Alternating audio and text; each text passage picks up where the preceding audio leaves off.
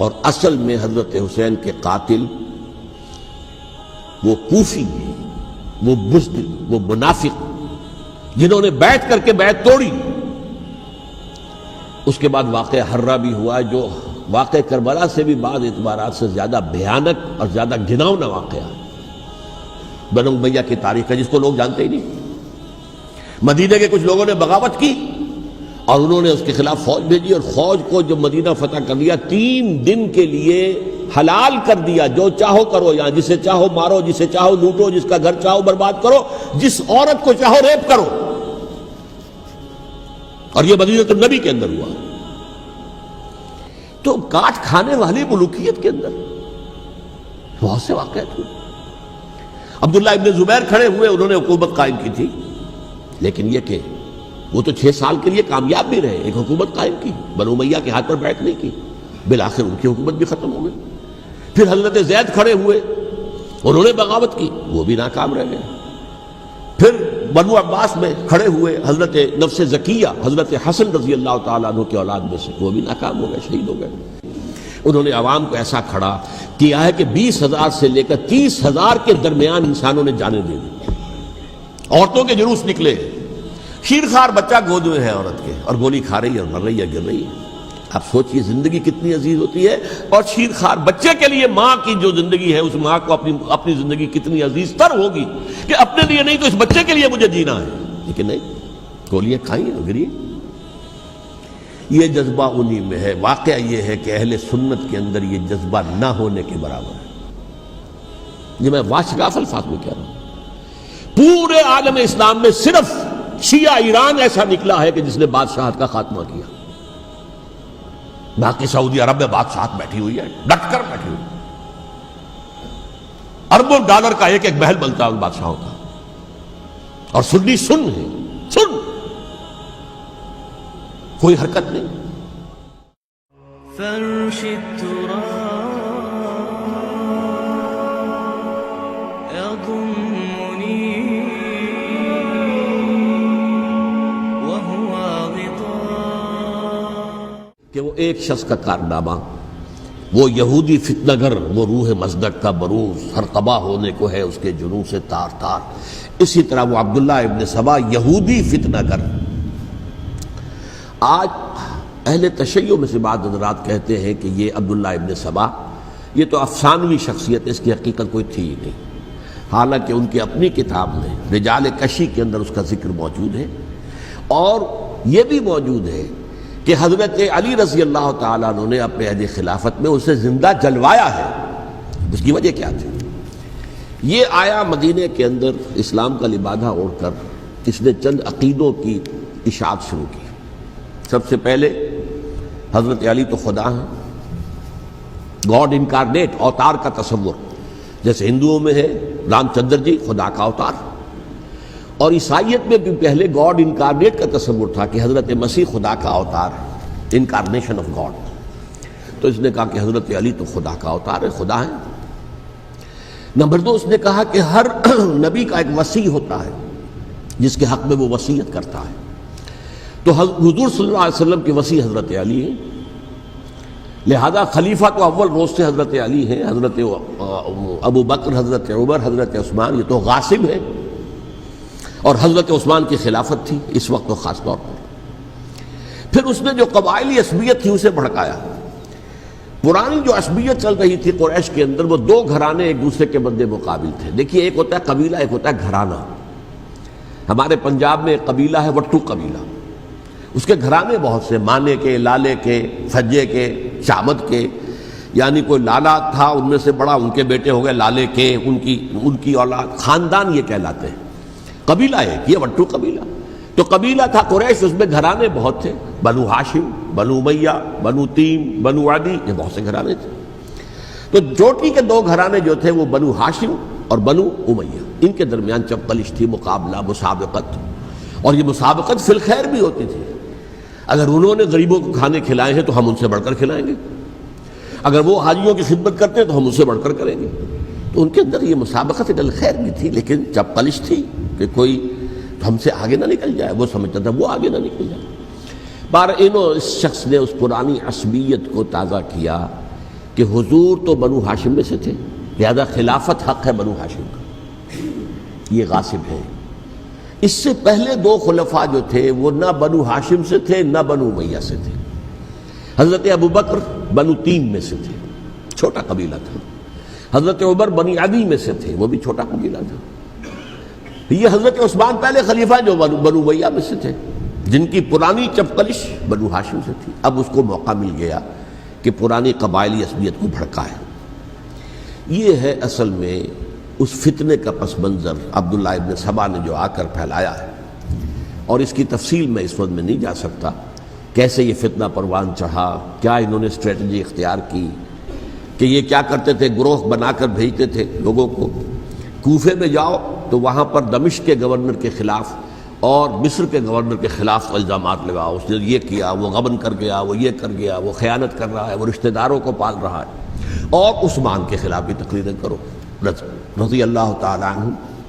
دمشق میں جاؤ تو کوفے کے گورنر کے خلاف، کیونکہ دمشق کے گورنر کے خلاف بات کرو گے تو لوگوں کو معلوم ہوگا کہ یہ جھوٹ بول رہے ہیں، لیکن یہ کہ وہاں تو تم بات کرو کوفے کے گورنر کے خلاف اور مصر کے گورنر کے خلاف اور حضرت عثمان کے خلاف۔ مصر میں جاؤ تو بات کرو کوفے کے اور شام کے گورنر کے خلاف اور حضرت عثمان کے خلاف۔ یہ انہوں نے ایسا اٹھایا، اور اس زمانے میں آپ کو معلوم ہے ذرائع رسل و رسائل تھے نہیں، نہ اس فتنے کی پتہ چل سکا جب تک کہ وہ فتنہ جو ہے پوری طرح برگ و بار لا کر تراور درخت نہیں بن گیا۔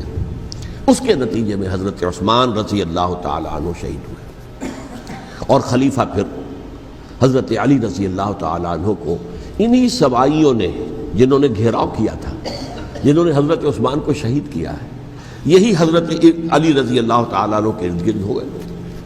اور حضرت علی رضی اللہ تعالیٰ عنہ بھی نہیں چاہتے تھے خلافت کی بیعت لینا، لیکن آخر کیا کرتے؟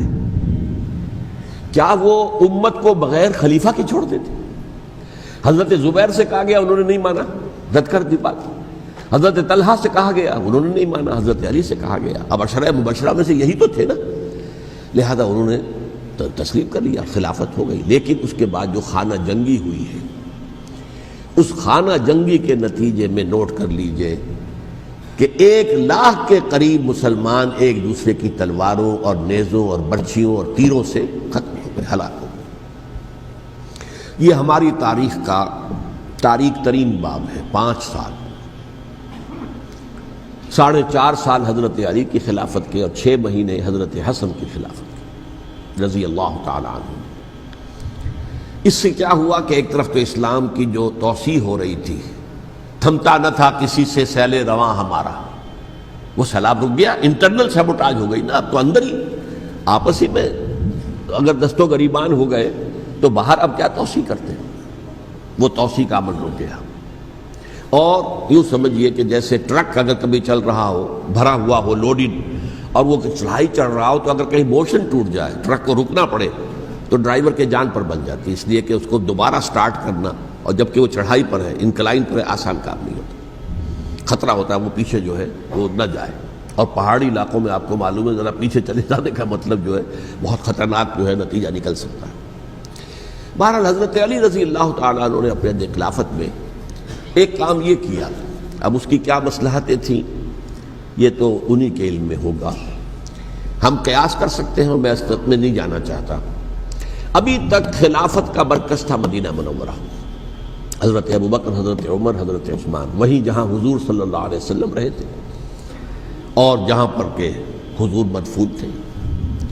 لیکن حضرت علی نے اپنا مرکز جو ہے وہ کوفہ بنا دیا۔ اچھا، اس کی ایک ظاہری وجہ یہ سمجھ میں آتی ہے کہ اسلام کا جو پھیلاؤ ہو گیا تھا، وہ سلطنت اتنی وسیع ہو گئی تھی کہ مدینہ منورہ بہت جنوب میں اور بڑے صحرا کو عبور کر کے جانا ہوتا تھا۔ کوفہ جبکہ ایسی مقام پر تھا کہ جہاں سے مشرقی راستہ جا رہا ہے ایران کو، عراق کے اندر تو ہے وہ شہر کوفہ، اور پھر ایران اور خراسان اور ہندوستان کو راستہ جا رہا ہے، وہیں سے شمال کی طرف جا رہا ہے، شام کی طرف اور ترکی کی طرف، اور وہاں سے پھر یہ کہ مغربی افریقہ کو بھی کنٹرول کرنا، جو شمالی افریقہ کو، وہ بھی آسان تھا۔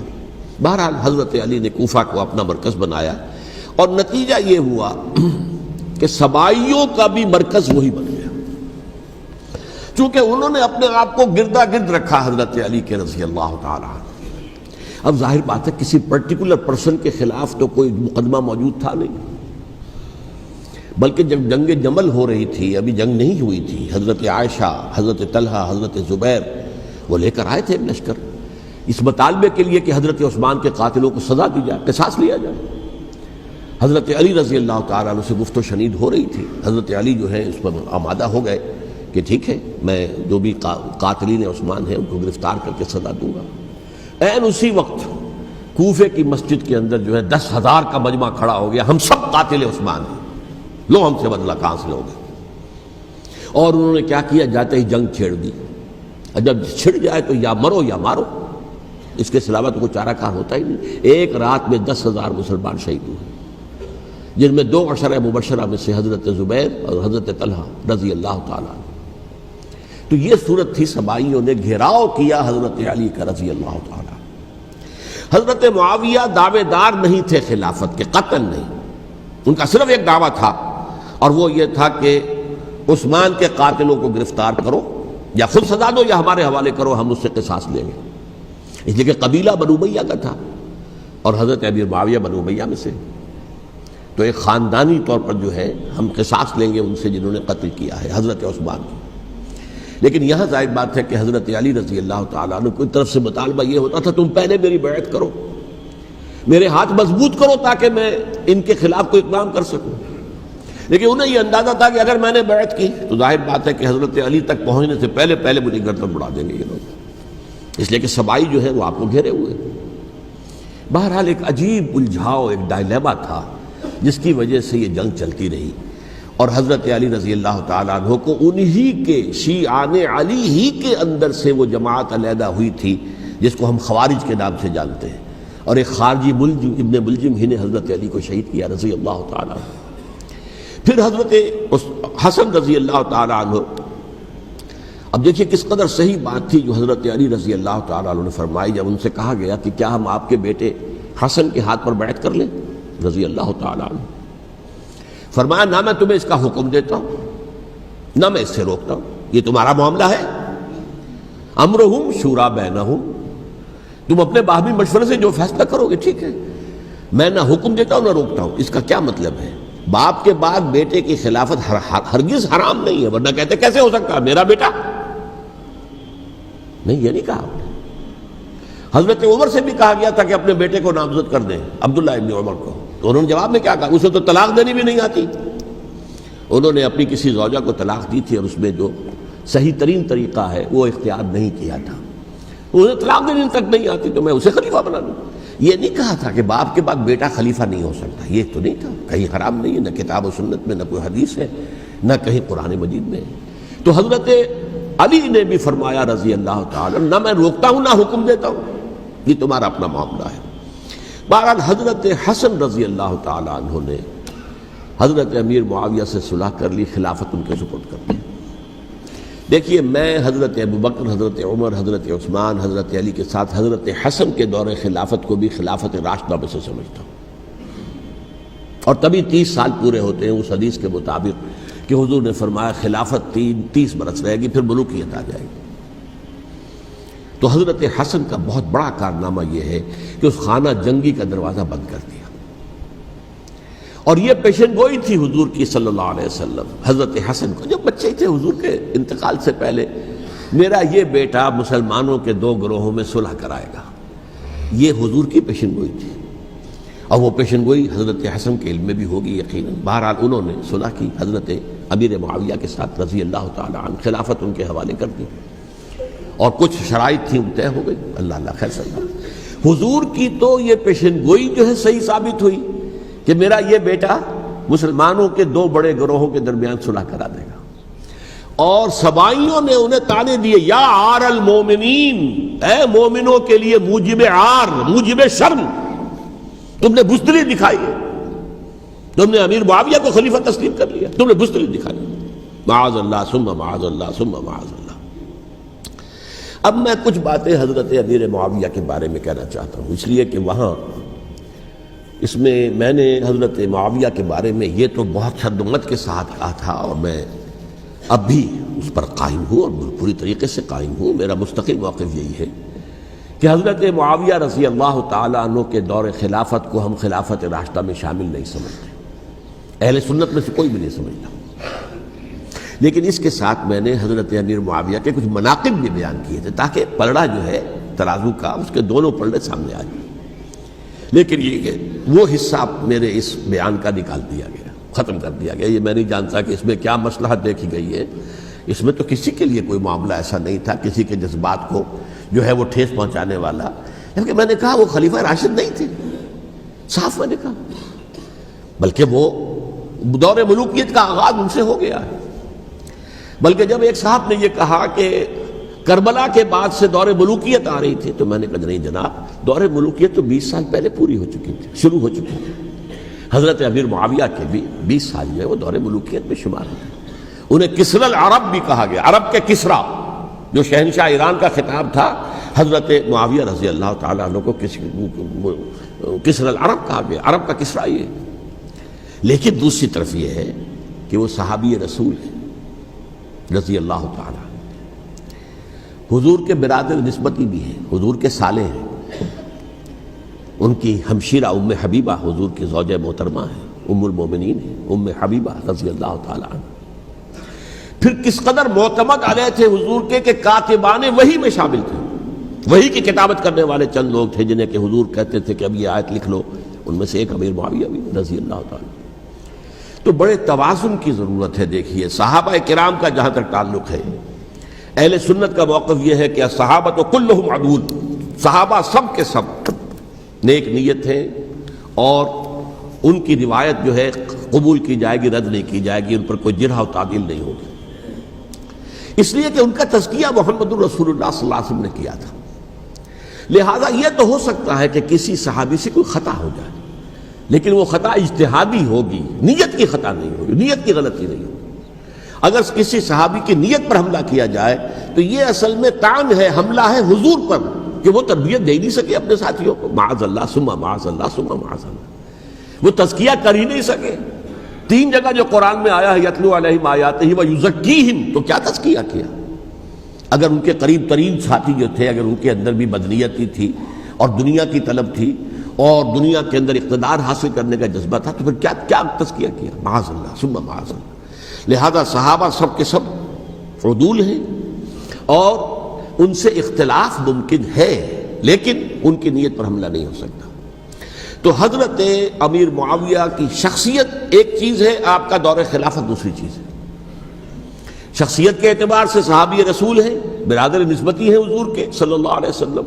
اور پھر یہ کہ اس قدر معتمد علیہ ہے صحابہ میں سے کہ وہ کاتبان وحی، یہ عام آدمی کے کرنے کا کام نہیں تھا جو وحی کی کتابت کرے، اللہ کے کلام کی. البتہ یہ ہے کہ جیسا کہ میں نے عرض کیا ان کا دور خلافت راشدہ نہیں ہے، وہ ملوکیت کا دور ہے. یہ میں نے جیسا عرض کیا، میں نے ایک صاحب نے جب یہ کہا کہ ملوکیت شروع ہو رہی تھی، میں نے کہا شروع نہیں ہو رہی تھی، ملوکیت تو 20 سال پہلے شروع ہو چکی تھی. اسی طریقے سے ایک صاحب نے کہا تھا اسلام کو قائم کرنے کے لیے حضرت حسین میدان میں آئے. میں نے کہا یہ بھی غلط ہے، اسلام تو 60 سال پہلے قائم ہو چکا تھا. نبی اکرم صلی اللہ علیہ وسلم کے دست مبارک سے اسلام قائم ہو گیا. جاء الحق وزهق الباطل ان الباطل کان زهوقا. پھر 30 برس تک وہ کامل شکل کے اندر قائم رہا. تو اسلام جو ہے وہ جو ہے در حقیقت اب قائم کرنے والی بات نہیں تھی. البتہ اس کے اندر زوال شروع ہو گیا تھا. اس زوال کے عمل کو روکنے کے لیے حضرت حسین میدان میں آئے. یہ چیز کو صحیح تاریخی پرسپیکٹو میں رکھنا. تو جس طرح سے دین کو قائم کرنے کے لیے دیکھیے قائم تو کیا محمد رسول اللہ صلی اللہ علیہ وسلم والذین معہ رضی اللہ تعالیٰ عنہ، انہوں نے کیا تھا. ہاں اب جو ہے وہ اپنی اس شاندار حیثیت سے نیچے گرنے لگا تھا. وہ میں بعد میں عرض کروں گا کہ میں نے اسے کیا عرض کیا تھا کہ یہ اس زوال کو روکنے کے لیے کسی طریقے سے یہ اپنی اصل حقیقت میں قائم رہے. یہ حضرت حسین رضی اللہ تعالیٰ عنہ کے سعی تھے. اچھا، حضرت امیر معاویہ کے جو 20 سال ہیں وہ پورے امن، سکون، اطمینان، کوئی جھگڑا، کوئی فساد، کوئی اختلاف، کوئی باہمی خاندانی، کچھ 20 سال. یہ بھی تاریخ کی بڑی چشم کشا حقیقت ہے جو عام طور پر لوگوں کے علم میں نہیں ہے. سبائی بھی دبکے رہے. حضرت امیر معاویہ کی حکومت اتنی مضبوط تھی، کنٹرول، کہ ان کو کچھ سر اٹھانے کا موقع نہیں ملا. موجود تھے، دبکے رہے. جیسا کہ میں نے کہا ریولوشن کے آخری مرحلے پر آ کر جو مخالفین ہیں وہ دب جاتے ہیں کہ پھر دیکھیں گے موقع ملے گا تو پھر لیں گے ان سے حساب کتاب. 20 سال رہے ہیں پورے امن کے. 10 سال کے بعد یعنی درمیان میں ہے حضرت امیر معاویہ کا عہد خلافت.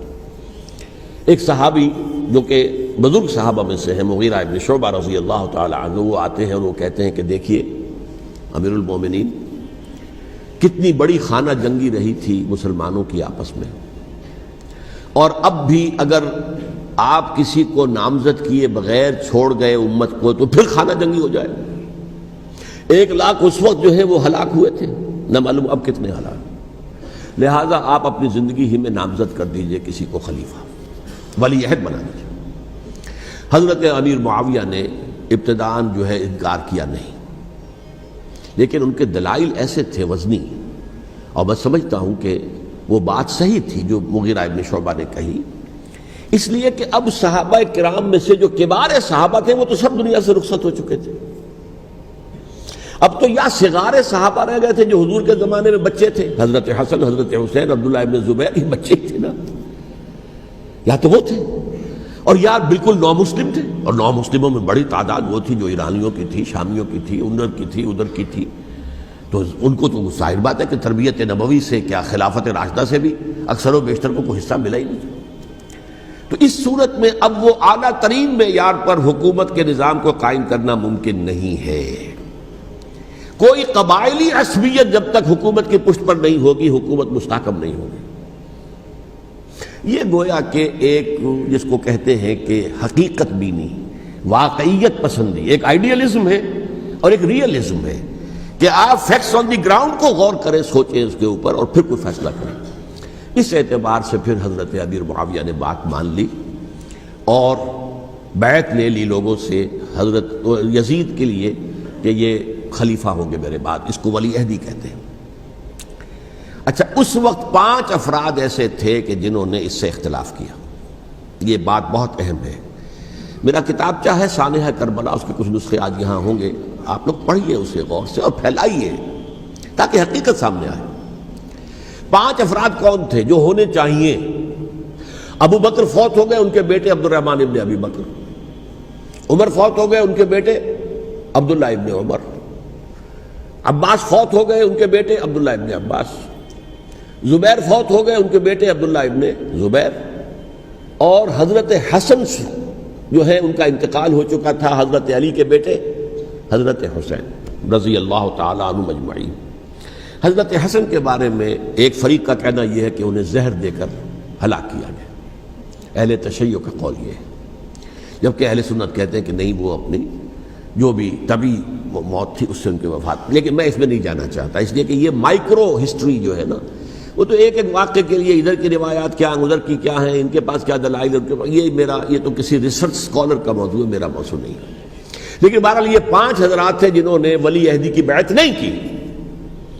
لیکن حضرت معاویہ اتنے حلیم الطبع انسان تھے، انہوں نے جبر نہیں کیا، کوئی تشدد نہیں کیا.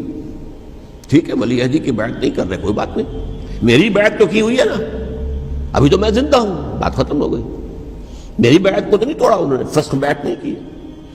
اس اعتبار سے انہوں نے نہ کوئی تشدد کیا، نہ جبر کیا، نہ کوئی مواخذہ کیا. لیکن جب امیر معاویہ کا انتقال ہو گیا، اب ولی عہدی کی بجائے وہ اب خلافت کی بیعت ہوئی. سب لوگوں نے بیعت کر لی.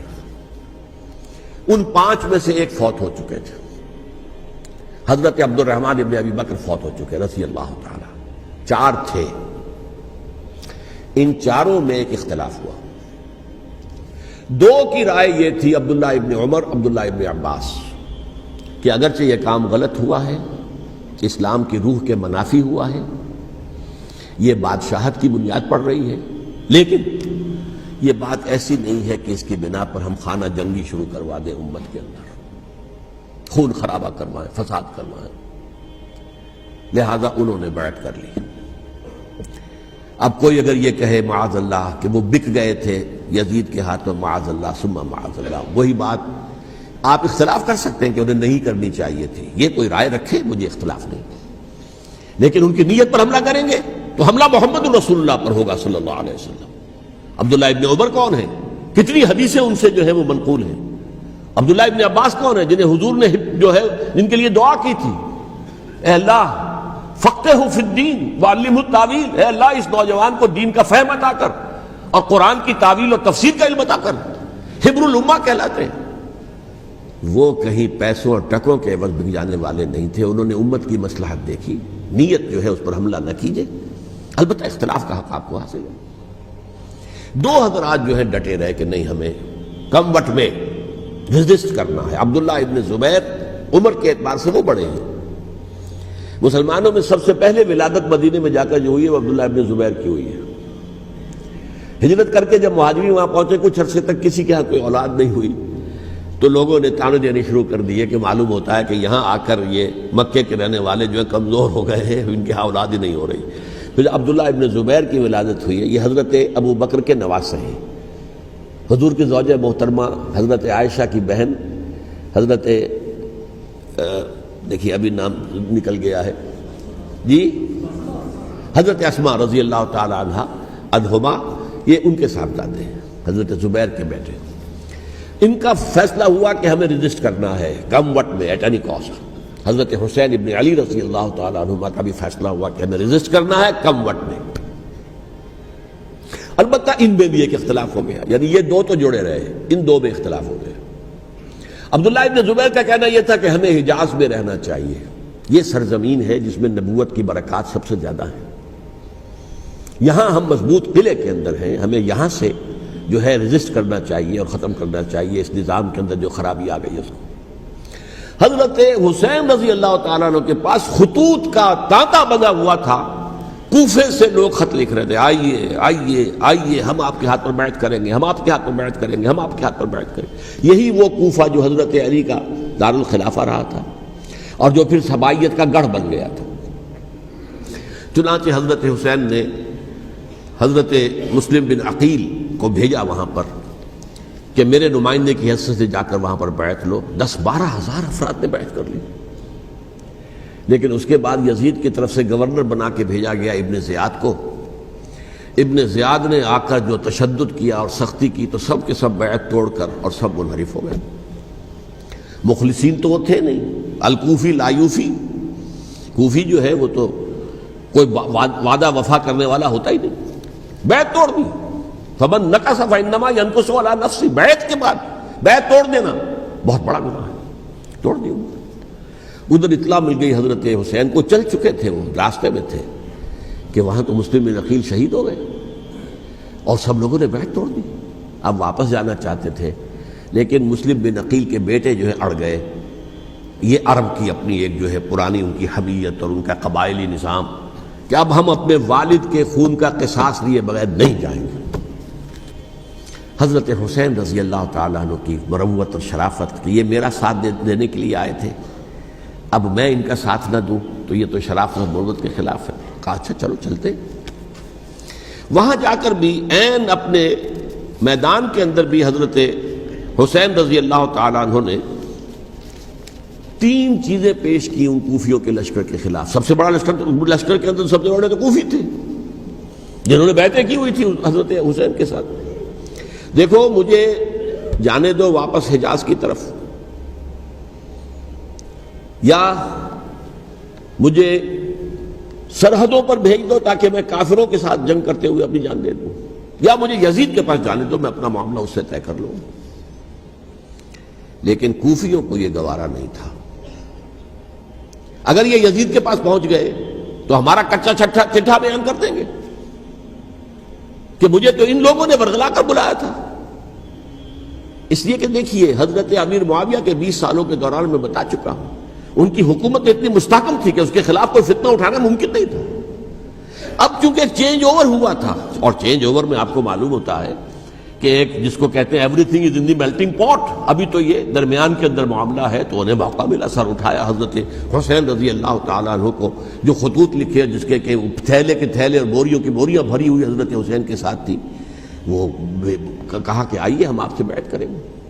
انہوں نے نہیں مانا، اور اصل میں حضرت حسین کے قاتل وہ کوفی ہیں، وہ بزدل، وہ منافق جنہوں نے بیعت کر کے بیعت توڑی، اور اب وہ آ گئے کہ اگر یہ حسین رضی اللہ تعالیٰ عنہ بچ کر کہیں یزید کے پاس پہنچ گئے تو پھر ہمارا کچا چٹھا جو ہے وہ سامنے آ جائے گا اور ہماری پھر شامت آ جائے گی، لہذا انہوں نے قتل کیا حضرت حسین کو رضی اللہ تعالیٰ عنہ۔ ایک بات جو علامہ ڈاکٹر قلب صادق نے فرمائی، اور میرے علم میں یہ بات پہلے نہیں تھی، وہ یہ کہ حضرت حسین کے قتل کا فتویٰ ایک بہت بڑے مفتی نے دیا تھا۔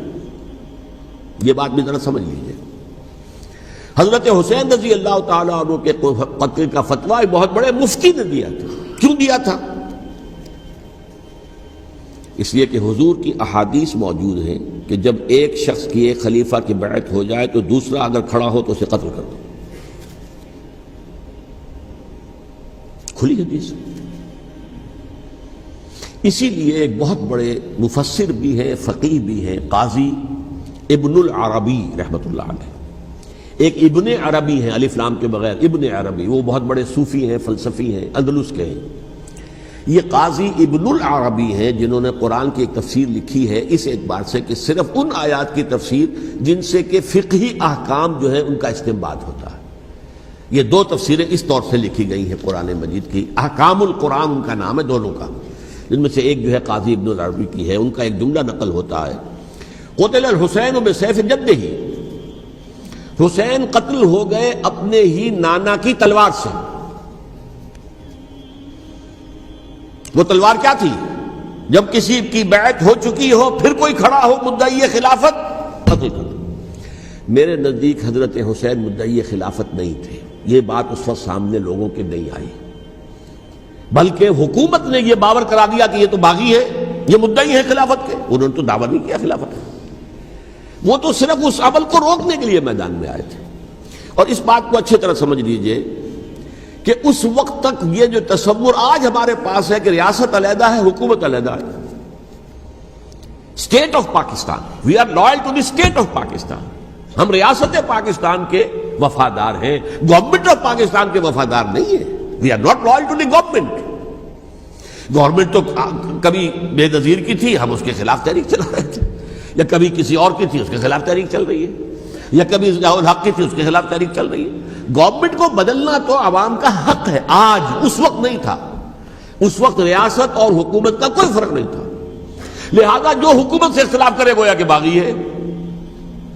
یہ ہے اصل میں وہ پیچیدہ مسئلہ کہ کیوں کسی مفتی نے فتویٰ دے دیا، اس لیے کہ اس وقت تک ریاست اور حکومت کا فرق واضح نہیں تھا دنیا پر۔ یہ تو ابھی کوئی 100-150 سال کی بات ہے کہ آج ہمارا جو پولیٹیکل سائنس کا ایولیوشن ہوا ہے وہ اس اسٹیج تک پہنچ گیا ہے کہ اسٹیٹ علیحدہ ہے، حکومت علیحدہ ہے۔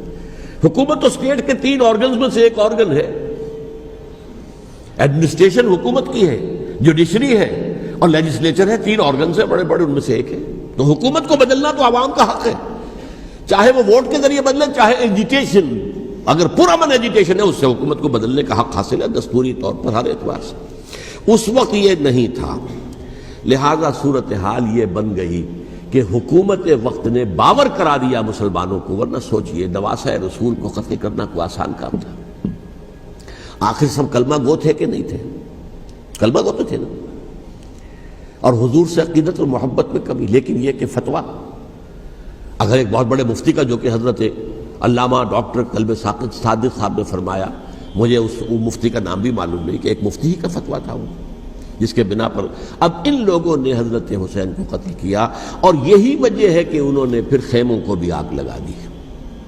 وائی، حالانکہ دیکھیے اگر دشمنی کا انتقام ہوتا تو حضرت علی بن حسین جو بیمار تھے، جو بعد میں زین العابدین رحمۃ اللہ علیہ کے نام سے، پھر یہ اہل تشیع کے چوتھے امام معصوم ہیں، حضرت علی، حضرت حسن، حضرت حسین، اور پھر حضرت علی بن حسین زین العابدین رحمۃ اللہ علیہ، کیا ان کو بھی قتل کر دیتے؟ حضرت حسین کی نسل ہی ختم ہو جاتی، لیکن نہیں کیا۔ آگ کیوں لگائی؟ آگ اس لیے لگائی کہ وہ جو ڈاکومنٹری پروف ہے ہماری غداری کا یزید کے خلاف حضرت حسین کو جو ہم نے دعوت دی، وہ جو ڈاکومنٹری پروف خطوط کی شکل میں موجود ہے وہ ختم ہو جائے، ڈسٹرائے ہو جائے۔ اس کے لیے انہوں نے خیموں میں آگ لگائی۔ بہرحال یہ ہے تاریخی پس منظر، یہ اسی سبائی فتنے کا تسلسل ہے جس نے سب سے پہلے حضرت عثمان کی جان لی رضی اللہ تعالیٰ عنہ، 5 سال تک مسلمانوں میں خانہ جنگی رکھی ہے. حضرت علی کو پھر شہید کیا، اور اس کے بعد جو ہے 20 سال حضرت امیر معاویہ کے تو سر نہیں اٹھا سکے، لیکن پھر جب ایک چینج اوور ہو رہا تھا تو اس وقت انہوں نے موقع غنیمت سمجھا کہ اب کھڑے ہو جاؤ اور اب دوبارہ ایک فتنہ جو ہے اس کو امت کے اندر پیدا کر دو. اچھا، اس معاملے میں ایک بات جو میں نے وہاں کہی کہ ہمارے ہاں شاعرانہ جو مبالغہ آمیزی ہے، یہ میری گفتگو کا حصہ انہوں نے حذف کر دیا ہے. اور میں نے ایک سنی شاعر، بہت بڑے عالم، جن کے حوالے سے آج بھی میری تقریر ہوگی خالق جناح ہال میں، مولانا محمد علی جوہر کے ایک شعر کے حوالے سے کہا کہ قتل حسین اصل میں مرگ یزید ہے، اسلام زندہ ہوتا ہے ہر کربلا کے بعد. میں نے کہا بالکل محمل شعر ہے، اسلام مرا ہی نہیں تھا، زندہ ہونے کا کیا سوال. اور اگر کسی درجے میں مزمحل یا زخمی ہوا تھا تو وہ تو رہا، کربلا کے بعد بھی رہا، یزید کی حکومت بھی رہی، بنو امیہ کی حکومت بھی چلی، کوئی تبدیلی تو نہیں آئی. یہ کیا کہہ رہے ہیں کہ اسلام زندہ ہوتا ہے کربلا کے بعد؟ میں نے کہا اسلام مرا نہیں تھا. جیسے میں نے یہ کہا کہ ملوکیت جو ہے وہ اب شروع نہیں ہوئی، ملوکیت تو 20 برس پہلے شروع ہو چکی تھی حضرت امیر معاویہ کے. لیکن ظاہر بات ہے کہ حضرت حسن نے، حضرت حسین نے اس کو قبول کیا، اور حضرت حسین نے تو پھر 10 سال تک ولی عہدی جو تھی چاہے بیعت نہیں کی لیکن اس کے خلاف میدان میں آ کر چیلنج تو نہیں کیا. اس اعتبار سے یہ معاملہ جو ہے اسلام زندہ ہوتا ہے کربلا کے بعد، یہ بے تکی بات ہے. ہاں، حضرت شاہ اسماعیل شہید رحمۃ اللہ علیہ کی اگر میں تشبیہ کو، تمثیل کو سامنے رکھوں تو اسلام کی عمارت 6 منزلہ ہے، 6ٹھی منزل ٹاپ کی وہ گر گئی، 5 منزلیں انٹیکٹ تھیں، اسلام مرا نہیں تھا. عدالت میں شریعت کے مطابق فیصلے ہو رہے تھے، قاضی تھے، مفتی تھے، شریعت نافذ تھی، اسلام کہاں مرا تھا. جبکہ خود کہہ رہے ہیں علامہ کلب صادق کے ایک مفتی کے فتوے سے ہی حضرت حسین کو قتل کیا گیا. اب وہ مفتی کی رائے، اس کی بدنیتی ہو، جو بھی ہو، وہ جانے، اللہ جانے. لیکن عام مسلمان کیا کریں؟ اس پہلو سے اسلام مرا نہیں تھا. ہاں، ایک منزل گر گئی تھی، وہ گری رہی، 1000 برس تک گری رہی، یہاں تک کہ آ کر مغربی امپیریلزم نے اس کے گرایا، ملوکیت کا معاملہ ختم کیا، اور وہ جبرین ملوکیت دوسری آ گئی. ورنہ وہی بادشاہی چلی ہے. بلکہ دور بنو امیہ میں وہ بادشاہی پوری طرح اس نے بالوں پر نہیں نکالے تھے، اصل بالوں پر تو اس نے نکالے ہیں دور بنو عباس میں آ کر.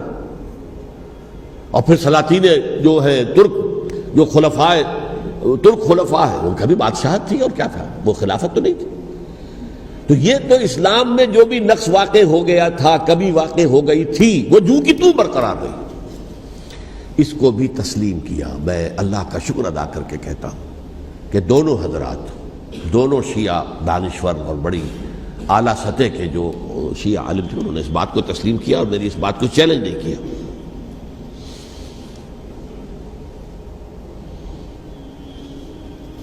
اصل میں تیسری بات میں نے یہ کہی کہ دیکھیے حضرت حسین رضی اللہ تعالی عنہ کی اس شہادت کے بعد،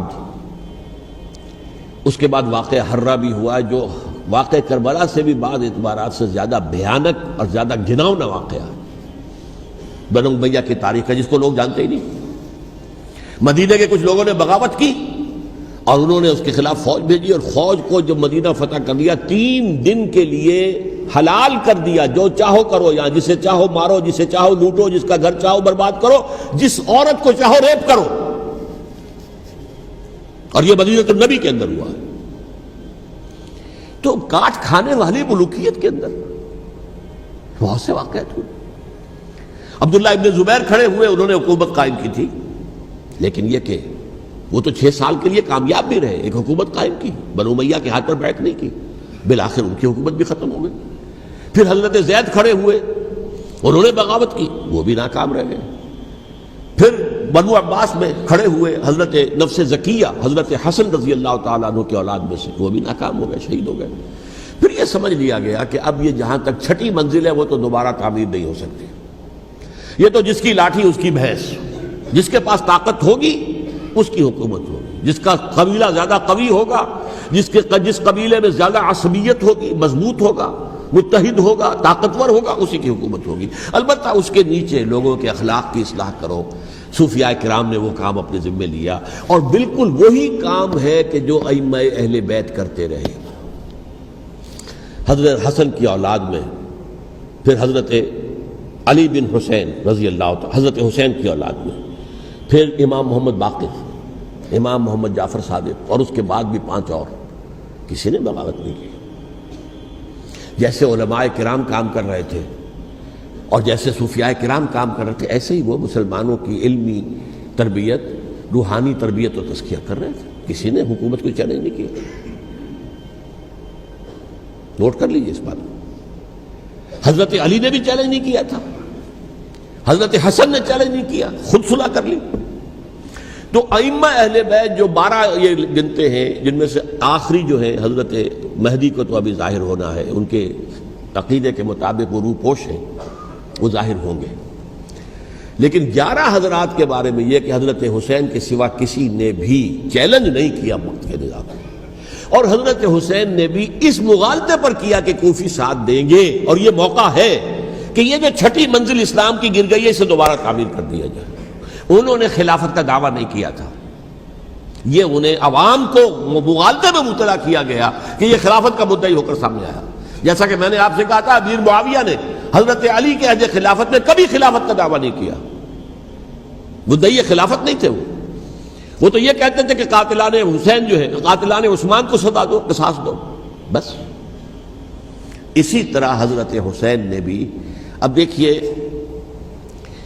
اس ضمن میں اس میں کوئی شک نہیں ہے، حضرت حسین رضی اللہ تعالی عنہ کی جو شہادت ہوئی ہے، ان کے ساتھیوں کی، اعزاء و اقارب کی، تاریخ انسانی میں یہ عزم، ہمت، شجاعت، مثابرت، صبر، استقلال، استقامت، اس کی بہت روشن مثال ہے، بہت روشن مثال ہے، بہت روشن مثال ہے۔ لیکن اس سے تاریخ کی رفتار پر کوئی اثر نہیں پڑا۔ وہ جو ملوکیت آ گئی تھی وہ اور گہری سے گہری ہوتی چلی گئی۔ واقعہ کربلا کے بعد تو واقعہ ہررا ہوا میں نے گنوا دیا، اس سے زیادہ تو میرے خیال میں کہ اور ہمارے لیے لائق شرم جو ہے کوئی واقعہ ہے ہی نہیں اس پہلو سے۔ لیکن حضرت حسین کا ایک، اب ان کو یہ کہ میں، مطلب یہ کہ اگر میں ان کے ہاتھ پر بیعت کر لیتا ہوں، جو کہ اس وقت سامنے موجود تھے، کہ یزید کی بیعت تمہارے ہاتھ پر کرتا ہوں، تو گویا کہ اپنے آپ کو سرنڈر کر دیتے ہیں۔ وہی خطرہ جو امیر معاویہ کو تھا کہ مجھے وہ تو پہنچنے بھی نہیں دیں گے علی تک رضی اللہ تعالیٰ عنہ، اور مجھے پہلے ہی شہید کر دیں گے۔ یہی خطرہ حسین کو تھا رضی اللہ تعالیٰ عنہ کہ مجھے یزید تک پہنچنے نہیں دیں گے، پہلے ہی قتل کر دیں گے۔ اور ویسے بھی یہ ایک شرافت، مروت اور حمیت اور غیرت اور عزت نفس کا تقاضا بھی تھا کہ بھائی معاملہ ہے یزید کا، میرا مجھے وہاں جانے دو، اللہ اللہ خرسنا، یو کین اسکورٹ می، میرے دائیں بائیں چلو تاکہ میں کہیں اور بھاگ نہ جاؤں تمہارے خیال میں، مجھے وہاں پہنچا دو، میں وہاں پہ جا کے اس سے معاملہ کر لوں۔ لیکن انہوں نے قتل کیا، اصل قاتلان کوفی، وہی سبائی۔ البتہ یہ ہے کہ اس واقعے کی جو یادگار ہے اس میں کوئی شک نہیں ہے کہ اس نے مسلمانوں میں سے ایک گروہ کے دل میں قربانی اور شہادت کا جذبہ بہت پیدا کیا، اس میں کوئی شک نہیں۔ اور جس طریقے سے کہ عاشورہ محرم میں یاد منائی جاتی ہے، جس طریقے سے اس نے اہل تشیع کے اندر قربانی کا جذبہ بے انتہا پیدا کر دیا، اگرچہ وہ جذبہ بروئے کار نہیں آتا، اس لیے کہ ان کے ہاں یہ عقیدہ ہے، یہ طے ہے کہ جب تک حضرت مہدی ظاہر نہیں ہوں گے ہم کسی کے خلاف بغاوت نہیں کریں گے۔ یہ پوری تاریخ میں ان کا معاملہ رہا، تمام جو ہے ائمہ اہل بیت کا معاملہ رہا، جب تک مہدی نہیں آتے keep sitting and keep waiting, wait and see, that's all. یہ تو خمینی صاحب نے کیا ہے، آیت اللہ خمینی صاحب نے، کہ انہوں نے یہ ایران کے شیعوں کو باور کرایا کہ بھائی جب آئیں گے حضرت مہدی آ جائیں گے، لیکن ہم اب ہاتھ پر ہاتھ رکھ کر بیٹھے رہیں، باطل کو چیلنج بھی نہ کریں، ہمیں کچھ تو کرنا چاہیے، وہ ہاتھ پاؤں ہلانے چاہیے، اور کچھ نہیں تو مہدی کا راستہ جو ہے صاف کرنا چاہیے، تمہید کرنی چاہیے، ان کے راستہ ہموار کیا جائے۔ تو یہ ان کی بڑی عظمت ہے آیت اللہ خمینی صاحب کی کہ اہل تشیع ایران کے جو ہے ان سے انہوں نے یہ بات منوا لی کہ ہم بالکل انرٹ نہیں بیٹھے رہیں گے، بلکہ اب انہیں نائب امام قرار دے کر اور ولایت فقیہ کے فلسفے کے حوالے سے یہ دو چیزیں ان کی جو ہیں بنیادی فلسفے کی ہیں، وہ اس وقت میرا موضوع نہیں ہے۔ انہوں نے عوام کو ایسا کھڑا کیا ہے کہ 20,000 سے لے کر 30,000 کے درمیان انسانوں نے جانیں دے دی، عورتوں کے جلوس نکلے، شیرخوار بچہ گود میں ہے عورت کے، اور گولی کھا رہی ہے اور مر رہی ہے، گر رہی ہے۔ آپ سوچئے زندگی کتنی عزیز ہوتی ہے، اور شیرخوار بچے کے لیے ماں کی جو زندگی ہے، اس ماں کو اپنی زندگی کتنی عزیز تر ہوگی کہ اپنے لیے نہیں تو اس بچے کے لیے مجھے جینا ہے، لیکن نہیں، گولیاں کھائیں اور گری۔ یہ جذبہ انہی میں ہے۔ واقعہ یہ ہے کہ اہل سنت کے اندر یہ جذبہ نہ ہونے کے برابر ہے۔ یہ میں واشگاف الفاظ میں کہہ رہا ہوں۔ پورے عالم اسلام میں صرف شیعہ ایران ایسا نکلا ہے کہ جس نے بادشاہت کا خاتمہ کیا، باقی سعودی عرب میں بادشاہت بیٹھی ہوئی ہے، ڈٹ کر بیٹھی ہوئی، اربوں ڈالر کا ایک ایک محل بنتا ہے ان بادشاہوں کا، اور سنی سن ہے، سن، کوئی حرکت نہیں۔ وہ تو اب جو حرکت ہو رہی ہے وہ اینٹی امریکن حرکت ہے جو ہو رہی ہے، وہ در حقیقت وہ مسئلہ بالکل دوسرا ہے جو اس وقت ہو رہا ہے، لیکن یہ کہ عالم اسلام میں کوئی تحریک ایسے نہیں اٹھی۔ یہ اہل تشیع میں ہے، جو بالکل استثنائی بات ہے کہ انہوں نے جو ہے ایک ایسا بادشاہ جس کو کہا جاتا تھا کہ اس کا جو اسلحہ خانہ ہے وہ ایشیا میں سب سے بڑا اسلحہ خانہ ہے، جو 2500 سالہ پرانی جو ایک عظمت تھی ایران کی، اس کو دوبارہ تازہ اور زندہ کرنا چاہتا تھا۔ 2500 سالہ برسی اس نے منائی تھی، اس کے لیے ایک شہر آباد کیا تھا کہ خسرو یا سائرس یا ذوالقرنین قرآن مجید کی اصطلاح میں اس کی یادگار بنائی تھی، اور وہ سوچ رہا تھا کہ وہی عظمت دوبارہ ایران کی ہوگی جو کہ خسرو کے زمانے میں تھی، جس کا قرآن مجید میں سورہ کہف کے اندر ذکر ہے، مشرقی فتوحات، مغربی فتوحات، شمالی فتوحات۔ تو وہ بادشاہ ہے، اس کو بھاگنا پڑا وہاں قربانی کی وجہ سے۔ تو یہ جو ہے واقعہ کربلا نے، اس میں کوئی شک نہیں ہے کہ ایک ایسی مشعل روشن کی ہے جس کو کہ ہر شخص کو دیکھنا چاہیے۔ یہ بھی انسان، جیسے کہ اقبال نے ایک شعر کہا تھا غالب کے لیے، فکر انسان پر تیری ہستی سے یہ روشن ہوا ہے، پرے مرغ تخیل کی رسائی تاک ہو جا۔ تو فکر انسان پر حضرت حسین کی قربانی سے یہ واضح ہوا ہے کہ انسان کس حد تک جا سکتا ہے قربانی دینے کے لیے اپنے کسی مقصد کے لیے۔ مقصد ان کا جو تھا، میں نے اسی لیے آیت پڑھی تھی، معاذ اللہ ثم معاذ اللہ۔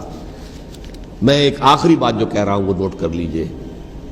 ایک خاص انتہائی نقطۂ نظر کے عام کیے جانے کی وجہ سے سنیوں میں بھی ایک انتہائی رد عمل پیدا ہوا ہے، ایکسٹریم رائٹسٹ سنیز۔ اگر ایک طرف سے حملہ کیا گیا ہے حضرت عثمان کی نیت پر، ان کو خیانت کا الزام لگایا گیا، ان پر اقربا پروری کا الزام لگایا گیا، حضرت ابو موسیٰ شریف پر خیانت اور غداری کا الزام لگایا گیا، یہ ساری چیزیں اگر صحابہ کرام کے اوپر ہوئی ہیں، امیر معاویہ پر، امیر اور عمرو بن العاص پر، تو جواب میں کچھ لوگ کھڑے ہو گئے۔ حضرت علی وہ اقتدار کے طالب تھے، معاذ اللہ ثم معاذ اللہ ثم معاذ اللہ۔ یہ اہل سنت کا موقف نہیں ہے۔ حضرت حسین اقتدار کے طالب تھے، ہرگز نہیں، ہرگز نہیں، ہرگز نہیں۔ وہی اصول جو میں نے بتایا تھا سب کے لیے لاگو رہے گا، وہ امیر معاویہ کے لیے ہے تو حضرت علی کے لیے بھی ہے، حضرت حسین کے لیے بھی ہے۔ کہ نیک نیت ہے، آپ ان کی کسی رائے سے اختلاف کر سکتے ہیں لیکن ان کی نیت پر حملہ نہیں کریں گے۔ نیت پر حملہ کریں گے آپ کا ایمان بالرسالت جو ہے وہ مجروح ہو جاتا ہے۔ یہ رسول کے ساتھ بھی ہے، رسول نے ان کا تزکیہ کیا، یتلو علیہم آیاتہ ویزکیہم، اس کا سارا عمل محمد کا کیا ہوا ہے صلی اللہ علیہ وسلم۔ تو صحابی کے معاملے میں یہ ہمارے ہاں ان کو اہل سنت جو ہیں، جو معتدل مزاج کے، اکثریت ان کی، یہ تو چند لوگ ہیں، ذرا قلم چلا لیتے ہیں تو ان کی بہت سی کچھ چھوٹی چھوٹی کتابیں بھی شائع ہو گئی ہیں بہت، لیکن انہیں اہل سنت نے قرار دیا ناسبی یا خارجی۔ جیسے خوارج نے کہا تھا حضرت علی بھی کافر ہے اور حضرت امیر معاویہ بھی کافر ہیں، حضرت عمرو بن العاص بھی کافر ہے، معاذ اللہ ثم معاذ اللہ۔ ایسے ہی کچھ لوگ حضرت حسین پر بھی الزام لگاتے ہیں کہ اقتدار کی ہوس اور طلب کے اندر انہوں نے یہ سارا سفر کیا تھا، اور بس یہ ہے کہ وہ جو بازی تھی وہ ہار گئے۔ اللہ اللہ خیر صلی اللہ، اس سے آگے کیا ہے معاملہ؟ نہیں، معاذ اللہ ثم معاذ اللہ۔ اسی لیے میں نے آیت آج جو پڑھی تھی ایک اور جو بہت بظاہر آپ کو معلوم ہوئی ہوگی، غیر متعلق ہے میرے آج کے عنوان سے، تلک الدار الآخرۃ نجعلھا للذین لا یریدون علوا فی الارض ولا فسادا۔ یہ سورہ قصص کے آخری آیات میں سے۔ دیکھو یہ آخرت کا گھر جو ہے وہ ہم خاص کر دیں گے ان لوگوں کے لیے جو اس زمین میں اپنے اقتدار کے طالب نہیں ہوتے. زمین میں اقتدار کے طالب ہوگے فساد ہو جائے گا. تم بھی طالب میں بھی طالب، جھگڑا ہوگا، لڑائی ہوگی، دنگا ہوگا، فساد ہوگا. تلک الدار الآخرۃ نجعلها للذین لا یریدون علوا فی الارض ولا فسادا. جو لوگ زمین میں اپنے اقتدار کے طالب اور اس کے نتیجے میں فساد پیدا کرنے والے نہیں ہیں، ان کے لیے ہم نے آخرت کا گھر خاص کیا ہے. والعاقبۃ للمتقین، اور عاقبت جو ہے، انجام کار، آخرت جو ہے وہ تو متقیوں کے لیے ہے. اسی میں آئیں گے سب صحابہ کرام، خواہ وہ حضرت علی ہے رضی اللہ تعالیٰ عنہ، اور خواہ وہ حضرت امیر معاویہ ہیں، حضرت عثمان ہیں رضی اللہ تعالیٰ عنہما، خواہ حضرت حسن ہیں، حضرت حسین ہیں رضی اللہ تعالیٰ عنہما، خواہ عبداللہ ابن زبیر ہیں، خواہ عبداللہ ابن عباس ہیں، خواہ عبداللہ ابن عمر ہیں رضی اللہ تعالیٰ عنہم اجمعین. اس اصول کو سامنے رکھ کر اختلاف آپ کر سکتے ہیں کسی سے بھی، لیکن کسی کی نیت پر حملہ کریں گے تو اصل میں آپ کا ایمان بالرسالت مجروح ہو جائے گا. علی کو نبی اکرم صلی اللہ علیہ وسلم نے اپنا نائب بنا کر چھوڑا تھا جب غزوہ تبوک میں جا رہے تھے مدینے میں. حضرت علی نے کہا بھی کہ مجھے آپ عورتوں کے ساتھ بٹھا کے جا رہے ہیں. فرمایا تمہارا مقام میرے ساتھ وہی ہے جو موسیٰ کے ساتھ ہارون کا تھا. ہارون کو چھوڑ کر گئے تھے نا یہودیوں کے پاس جب گئے تھے تورات لینے کے لیے، تو تمہارا وہی مقام ہے میرے ساتھ. تو یہ حضرت علی ہے رضی اللہ، ان کے بارے میں میرا، ان کی کیا عظمت میری نگاہ میں. تو یہ 3 کتابچے ہیں، مجھے نہیں معلوم تیسرا یہاں ہے یا نہیں ہے. بہرحال آپ لوگوں کو ریکمینڈ کر رہا ہوں کہ ان کا مطالعہ کریں. اب یہ کہ آخری بات یہ کہ اصل ہمارے کرنے کا کام کیا ہے. دیکھیے کیوں نہیں کیا کسی نے بھی خروج کا معاملہ، وہ میں واضح کر چکا ہوں. بغاوت نہیں کی، کیوں؟ ایک تو ریاست اور حکومت میں فرق نہیں تھا. ذرا کھڑا ہو اور وہ باغی قرار پائیں گے، واجب القتل ہو جائیں گے، فتوے کی زد میں آ جائیں گے.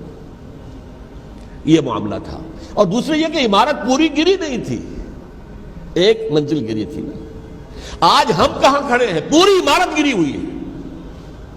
نہ شرعی عدالتیں ہیں، نہ شرعی فیصلے ہیں، نہ احکام الہی نافذ ہیں، نہ حدود اور قصاص کے معاملات، کچھ بھی نہیں.